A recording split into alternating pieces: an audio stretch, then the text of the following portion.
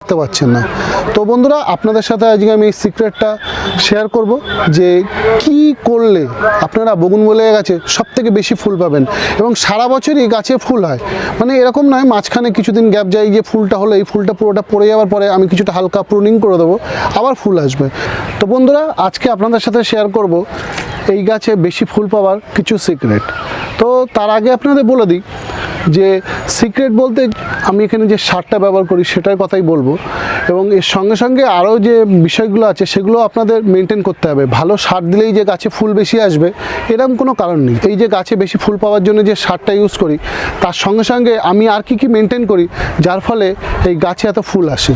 তো তার প্রথম যে শর্ত হচ্ছে এই বগুনভিলিয়া গাছ যে কোনো ভ্যারাইটি হোক আপনাদের ফুল সানলাইটে রাখতে হবে। এটা হচ্ছে প্রথম শর্ত। আপনি যদি সেমি শেডে রাখেন তাহলে অল্প ফুল পাবেন, শেডি প্লেসে রাখলেও অল্প ফুল পাবেন, কিন্তু যদি আপনি ফুল